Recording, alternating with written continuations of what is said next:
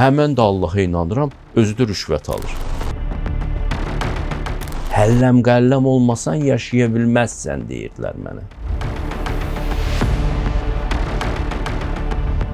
İnsanı heç vaxt mərkəzə qoymaq olmaz. Sən hara baxırdın? Niyə mənim əlimi tutmurdun? Niyə məni öz başıma qoydun?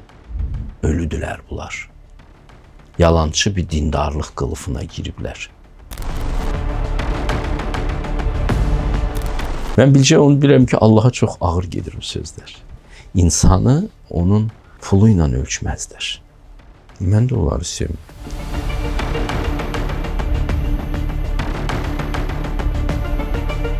Kişinin gücü itəndə ortada sevgi qalır. Kişinin sadiq və sevgili bir qadına ehtiyacı olur həmişə. Mağarada belə xoşbaxt olmaq mümkündür. Hər vaxtınız xeyir. Oxazın bugünkü qonağı fəlsəfə doktoru, filosof Müşfiq Ötkündür. Xoş gördük Müşfiq müəllim. Xoş gördük. Müşfiq müəllim, illərdir axtarırsınız, araşdırırsınız. Adətən deyirlər ki, çox oxuyanlar dindən uzaqlaşır. Amma mən sizin kifayət qədər inanclı biri olduğunuzu bilirəm. İnancınızı möhkəm eləyən nədir? Gərək yoxlayasan da. Məsələn, mən bilirəm ki, nələri eləsəm, qəlbim özünün gözəl ayarlarını itirəcək. Allahın yasaq saydığı şeyləri eləmiş olsam, həmən bütün gözəlliklər çıxıb gedir sənin həyatından. Həyatının dadı itir. Səhraya düşürsən vadidəymiş. Cənnətdən qovulursan sanki. Özünün özündən belə zəhlən gedə bilər. Nə üçün yaşadığın belə mənasını itirərsən? Allahın qaydaları ilə yaşamağa gəlirsən, görürsən ki, həyatın çiçəklənir. Hər bir insan bunu bir neçə dəfə yoxlayıb həyatında. Mən də elə axmaqlardan olmuşam. Bir neçə dəfə ayağımı sağa qoymuşam, sonra sola qoymuşam. Ondan sonra bilmişəm ki, bu tərəfə getmək olmaz. Heç bir yaxşı şey gətirmir. Xeyir gətirir, şər də şər gətirir. Xeyrin sonu var, şərin sonu yoxdur. Yaxşı mənada sonu var da. Yalnız xeyir yolu ilə gedən, doğruluq yolu ilə gedən, dürüstlük yolu ilə gedən, gözəllik yolu ilə gedən insanlar xoşbaxt olurlar və bir nəsibləri olur. Konfutsi deyirdi, mən ömrü boyu buz üstündə yeriyirmiş kimi yeridim. Hər çırtıltıya qulaq asırdım. Ayağımın altı boşdur, yoxsa möhkəmdir. Yəni hiss olunur ki, bu adam da təcrübi yolla gəlib həqiqətə çatıbdır. Sizə bir şey deyim. Allaha inan mövzusu da deyil ha. İnsanların çoxsu Allaha inanır. Amma insanlar həqiqətə inanmırlar. Xeyrə inanmırlar. İnanmırlar ki, doğruluq yolu ilə getsələr xoşbaxt ola bilərlər. Əsil inan budur. Əsil inan, həmən də Allaha inanıram, özü də rüşvət alır. Onun nəyə yaxşıdır ki? Onun nəyə inandı ki? Sən gərək xeyrin bərəkətinə inanasan, şərin də təhlükəsinə inanasan. Onda başa düşəcəksən ki, bu xeyir və şərin Allahı var arxasında. Bunlara nəzarət eləyən Allah var. Əsil inam ondan sonra olur. İnsanlar inanmırlar ki, doğru danışmaqla xoşbaxt olmaq mümkündür. Mənim uşaqlığımda, gəncliyimdə belə idilər. Həlləm qəlləm olmasan yaşaya bilməzsən deyirdilər mənə. Həlləm qəlləm olmasan uğur qazana bilməzsən həyatda deyirdilər mənə. İsa Peyğəmbərin bir sözü var, deyir ki, bənnaların deyir istifadəsizdir deyə kənara atdıqları daş məbədin künc daşı oldu. O adam bunu yaşayıbdı həyatında. O adam da gərəksiz birisi kimi davranırlar dürüst adamla. Dürüst adam həyatın uğursuzu kimi ortalığa çıxır. Amma Allah bütün kitablarında bunu vurğulayır ki, mən dürüstlərin dostuyam, dürüstlər də mənim dostumdur. Buna inanan azdır. Müşfiq müəllim, insan özünü tanımadan başqalarını tanıya bilir? Yox. Təbii ki, özünü tanımaq, dünyanı tanımağın, bir də başqa insanları tanımağın yeganə üsuludur. Bir insanın başqa insanlarla problemi varsa, çox dərəcədə və şikayətçidirsə onlardan, çox dərəcədə bu adamın özü ilə problemi vardır və özünü tanımır. Çünki özünü tanımaq, bilmək artıq bu problemlərin 90%-ni həll edir. Məsələn, Konfutsi tələbələrinə deyirdi ki, narahat olmayın ki, insanlar sizi tanımırlar. Narahat olun ki, siz insanları tanımırsınız. Nə yaxşılıq tərəfini, nə pis tərəfini, narahatçılığınız başqa istiqamətdə olsun. Üstünlük anlayışı harda başlayır? Təbiətdə yoxsa şuurda? Şeytani düşüncədir. Mən ondan üstünəm.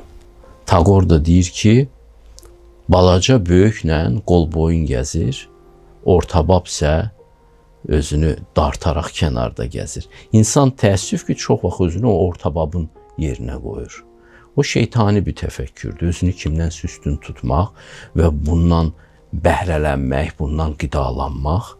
Bəlkə uşaqlıqda, gəncliyimdə məndə də bu olubdu, amma sonra başa düşdüm ki, bu heç bərəkətsiz bir təfəkkürdür bu. Hətta olub ki, bəzi illərimdə elə meditasiya da eləyirdim ki, yeridikcə qarışqalara baxırdım, deyirdim ki, heç mən bunlardan belə böyük deyiləm. Ki, təfəkkürün bir normala gəlsin. İnsanı heç vaxt mərkəzə qoymaq olmaz. İnsan özünü mərkəzə qoyanda tanrılıq eşqinə düşür. Bütün həyatın nizamını pozur. Hətta sizə deyim, məsələn, bugün bu ekoloji problem var, ha. Bu ekoloji problemin özü də insanın özünü mərkəzə qoymasından qaynaqlanır. O egoizmdən ki, mən əsasam, hər şey mənim üçündür. Bu dağlar, dərələr, meşələr, hamısı mənim üçündür. Bu çox zərərli bir düşüncədir. Güclü kimdir? Hökm edən yoxsa azad olan? Güclü öz egosunu yenmiş adamdır. Azadlıq da odur, gözəllik də odur. İnsanın ən böyük düşməni onun öz mənidir. Heç bir düşmən, Budda deyir ki, adama nə qədər zərbə vursun, insan özü qədər zərbə vura bilməz, zərər verə bilməz.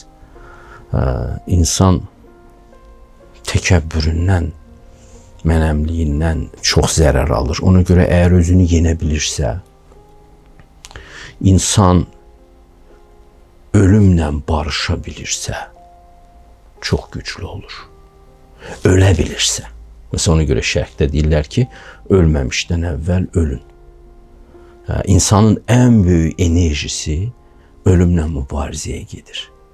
İnsanın psixikası elə qurub ki, onda bir dirəniş var, müqavimət var. Bunlar mənə aid deyil deyə düşünür. Ölümü heç yaxın qoymuş. Ölümlə o qədər mübarizə aparır ki, onu yaxın qoymamaq üçün. Bütün enerjisi buna sərf olunur, zəif düşür. İnsanı zəif salan budur. Bəzilərinə həqiqətin dərki ölüm kimi gəlir. Ki bu insan həyatdan küsür, mağaralara çəkilir. Bu bir ölümə oxşuyur da sanki. Bu yaxınlarda bir pingvin obrazı dəbə minibdi. İnsanlardan ayrılıb dağlara tərəf gedən, okeana tərəf yox, dağlara tərəf. O insanlar ona görə diqqət edirlər ki, bu onlara peyğəmbərlik ideyasını xatırlatdı. Peyğəmbərlər də tərk-i dünya olurlar. Nəsimi deyir, cahanı tərk edib bezdim cahandan, cahan oldum haçandan. O tərk-i cəmiyyət olandan, insan öz ruhuna doğru yol getməyə başlayandan özü bir bəşəriyyət olur və yeni bir bəşəriyyətin başlanğıcını qoyur. Bir obraz olaraq bu səhnə çox cəlb edir insanları. İnsanların ruhunun dərinliyində yatmış bir həqiqəti oyadır bu. Ona görə də ölümə doğru getmək, ki orada o pingvin də ölümə doğru gedir əslində, həyat dalınca getməkdir. İnsan ölümü qəbul eləməyi öyrənəndə onun bütün nəcib xüsusiyyətləri çıxır. Bu ölüm deyil əslində, bu diriliş olur. Məsələn, Tolstoyun bütün əsərləri budur. Həyat dibə çatanda, İvan İliçin ölümünü məsələn xatırlayın. Həyat dibə çatanda dirilmə başlayır. İnsan ölümə zikr eləyəndə ciddi. Onun gücü artır, o çox güclü bir varlığa çevrilir. Gücümüz bizim orada xərclənir. Gündəlik həyatda xoşbəxt olmaq istəyən insanların sayı kifayət qədərdir. Amma mən son zamanlar müşahidə edirəm, bilmirəm siz də müşahidə edirsiniz yox. Yorğun, bezgin insanlara tez-tez rast gəlirəm. İnsan xoşbəxt olmaq üçün nə etməlidir? Vedalarda bir belə söz var ki, göyü yaylığa bükmək daha asan işdir, nəinki həqiqətsiz xoşbəxt olmaq. Ürəyim nə istəyir onu eləyim, yaxşı olacaq. Sənin ürəyin istədiyini sənə versələr, sən cəhənnəm yaradacaqsan öz ətrafında və öz həyatında. Problem budur. Məsələn, bir uşağa onun nə istədiyini ver, elə bilirsən xoşbəxt olacaq. Hələ qayıdıb səni boşluqda çıxaracaq ki, sən hara baxırdın? Niyə mənim əlimi tutmurdun? Niyə məni öz başıma qoydun? Müasir insan mümkünsüz bir şeylə məşğuldur. Həqiqəti axtarmadan, sadəcə olaraq nəfsinin ehtiyaclarını doyura-doyura, bu telefondan o biri telefona, bu avtomobildən o biri avtomobilə, bu lüks əşyadan o biri lüks əşyaya, bu brend əşyadan o biri brend əşyaya, bu səyahətdən o biri səyahətə. Müasir adamın xoşbəxtlıq təsəvvürü bunun üzərində qurulubdur. Dünyanın ən gözəl qadını ilə evlənsən, dünyanın ən yaxşılıqlı, yaraşıqlı, varlı kişisinə ərə getsən belə xoşbəxt ola bilməyəcəksən. Həqiqətsizliyin qoymayacaq. Amma həqiqəti dərk etmiş olarsansa, hətta əksik şərtlər daxilində belə xoşbəxt olmaq mümkündür. Mağarada belə xoşbəxt olmaq mümkündür. İnsan nə etməli olduğunu eləmir. Yeni bir şey fikirləşməyə çalışır. Nəfsi məmnun eləməklə xoşbəxt olmaq bu ağla sığmaz şeydir. Heç bir əsrdə bu axmaqlıq bu qədər populyar olmayıb. Biz bilirik ki, dinlər əxlaqı aşılayır. Sualım budur ki, dinsiz əxlaqlı olmaq çətindir. Dinlə əxlaqsız olmaq da mümkündür. Bunu məsələn Quran Maun surəsində göstərir ki, adamların namazı da var, ibadəti də var, amma ürəkləri xeyir əməllərə tələsmir. Ölüdülər bunlar. Yalançı bir dindarlıq qılıfına giriblər. Bu mənada din əxlaqdan təəssüf ki, ayrıla bilər. Amma dinin canı əxlaqdır. İnsanlar bunu başa düşməlidir. Əxlaqı da Allah haqqında həqiqət yaradır. Həqiqətsiz əxlaqlı olmaq olmaz. Əxlaq həqiqətə müvafiq yaşamaqdır. Həqiqətə müvafiq həyat tərzi deməkdir. Məsələn, bilirsən ki, ədalət nə deyən şeydir və o ədalətə uyğun həyatı qurursan. Bilirsən ki, yaranış son dərəcə qiymətlidir və ona uyğun həyat tərzi. Hətta özünə hörmət eləməyənlərə belə hörmət edirsən. Bəzən deyir ki, mən ona hörmət eləmirəm, çünki o özünə hörmət qoymur. Yox, əxlaq həm də odur ki, özünə hörmət eləməyənə belə hörmət qoyursan. Özünə zərər vurana belə zərər verməməyə çalışırsan. Ona görə əxlaqı həmişə həqiqətin dərki yaradır. Həqiqətin dərkindən nəsibi yoxdursa, adamda əxlaq yaranmır. O transformasiya baş vermir. Adam yalançı bir etiket sərgiləyə bilər sənin üçün, nəzakət sərgiləyə bilər sənin üçün. O əxlaq deyil. Nəzakəti səndən bir şey qoparmağa çalışan adamlar da sərgiləyə bilərlər. Dinlərin qadınları ucaltdığını deyənlər də var, kiçiltdiyini deyənlər də. Sizin fikirləriniz maraqlıdır. Dinlər qadınları olduğu kimi qəbul edir, yoxsa idarə olunan bir formaya salır? Dinlər heç kimi hansısa bir şəkilə salmaq istəmir. Qadın kimi yaşamalıdır, çünki onun qadın təbiəti var, ancaq o təbiət çərçivəsində o xoşbəxt ola bilər. Kişi də kişi kimi yaşamalıdır. Bu sərhədləri sadəcə olaraq tanıtdırır din insanlara. Müasir təfəkkür burada bərabərlik, eyniyyət prinsipinin pozulduğunu iddia eləyir. Ona görə də dini kitablar indiki politkorrekt təfəkkür baxımından politkorrekt sayılmır. Yəni liberal təfəkkür baxımından politkorrekt kitablar sayılmır. Ziddiyyət yalnız buradadır. Cəmiyyətimizdə gender mövzusu da hər zaman aktualdır. Kişi qadından bir pillə öndə olmalıdır. Səsləndirdiyiniz bu fikir geniş müzakirələrə səbəb oldu. Bu sualın əksini vermək istəyirəm.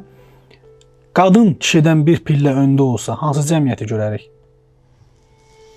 Qadın kişidən bir pillə öndə olsa, o qadın yorulacaq, kişini həmən atacaq yarı yolda. Deyəcək, mənim nəyimə lazımsan, yüksən. Qadın bir pillə önə keçsə, kişiyə ehtiyac hiss eləməyəcək. Kişi də çox həyatını mənasız hiss eləyəcək, gedəcək orada intihar eləyəcək. Qadın da yorulacaq, öz həyatının mənasını itirəcək. Elə biləcək ki, həyat ona əzab vermək üçün mövcuddur. Beləcə nə kişi xoşbaxt olacaq, nə qadın, nə də uşaqlar xoşbaxt olacaq. Bu bir harmoniyadır. Burada söhbət yalnız liderlikdən gedir. Ki, məsələn, siz istənilən iş yerində, istənilən müəssisədə, istənilən ordu birliyində lidersiz işləməyin mümkün olmadığının fərqindəsiz. Amma nəyə görəsə onlar elə gəlir ki, ailə lidersiz keçinə bilər. Allah kişini təbii lider kimi yaradıb ailə üçün. Burada yalnız bu vurğulanır, başqa bir şey yox. İndi kişinin liderliyini qəbul eləmirsinizsə, eləməyən qadınlar var, bunların şəxsi işləridir təbii ki. O zaman evlənməsinlər. Daha doğrusu ərə getməsinlər. Və ya elə bir kişiyə ərə getsinlər ki, onun liderliyi onların heysiyyətini incitməyəcək. Onlar çox rahat və sevinclə o kişinin liderliyini qəbul edəcək. Əgər kişinin liderliyi ailədə təmin olunmursa, o ailənin riski artır və o çeşitli fəsadlar yaradır. Həm uşaqların həyatında, həm ailənin həyatında. Yəni ola bilməz ki, sosial həyatda hər yerdə iyerarxiya var, düzən var, ölkədə prezident var, iş yerində rəis var, orduda komandir var. Hər yerdə bu var, amma ailədə anarxiya olsun. Ailə bütün bu cəmiyyət sisteminin birinci hücrəsidir. Orada anarxiyaya gəlib çıxsan, zamanla bütün sistem anarxiyaya dönüşə bilər. Ona görə fəlsəfi baxımdan da bu çox təhlükəli tezisdir. Sadəcə insanlar düşünməlidirlər. Əvvəlki əsrlərdə bu məsələ mübahisə yaratmırdı. İndi biraz liberal düşüncənin populyarlaşması fonunda indi bunu biraz mühakimə edirlər bu fikri. Kişi daim öndə olmalıdırsa, qadının münasibətdəki rolu nədir? Yoldaş, arxa dayaq, itaat edən tərəf, yoxsa öz versiyanız? Bunların hamısı var da orada. Hamısı var. Qadın özünün seçdiyi liderinin həm arxa dayağı olacaq, həm yoldaşı olacaq, həm sevgilisi olacaq. Bütün bunlar hamısı iştirak edəcək orada. Özünün seçdiyi liderinə məmnuniyyətlə tabi olacaq. Qadınların tez-tez səsləndirdiyi fikirlərdən biri də budur ki, pulsuz kişini neynirəm? Pulsuz kişi nəyə lazımdır? Sizin bu məsələyə münasibətiniz maraqlıdır. İndi ona pulsuz kişi lazım deyilsə, lazım deyil də. Bir-birini tapan ailə fərdləri, onlar bir-birini talih kimi qəbul eləməlidirlər. Necə yəni ki, məsələn, ərim məni layiqincə təmin eləyə bilməyəcəksə, o mənə lazım deyil. Bu nə sözdür?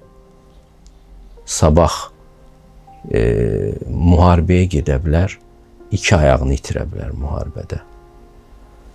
Və təqaüdündən başqa heç nə olmayacaq onun. O təbii ki, səni təmin eləyə bilməyəcək. Sən onu atacaqsan. Və yaxud sabah sən başına bir iş gələ bilər, qəzaya düşə bilərsən. O səni atmalıdır. Bu evliliyi bir qarşılıqlı faydalanma kimi görmək təkcə bu ailə ideyasını çox alçalda bilər. Sənin evladındır, tutalım ki, oğlun ola bilər. O qədər çox pul qazanmaya bilər. Sən rahat qavrayarsan ki, xalqın qızı onu alçaltsın. Çox qazana bilmədiyi üçün. Allah hər kəsi təbii ki, öz tayına rast gətirir.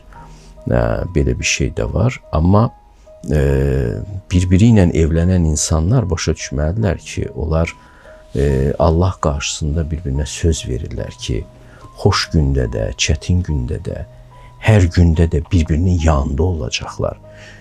Olan qalan çörəklərini böləcəklər.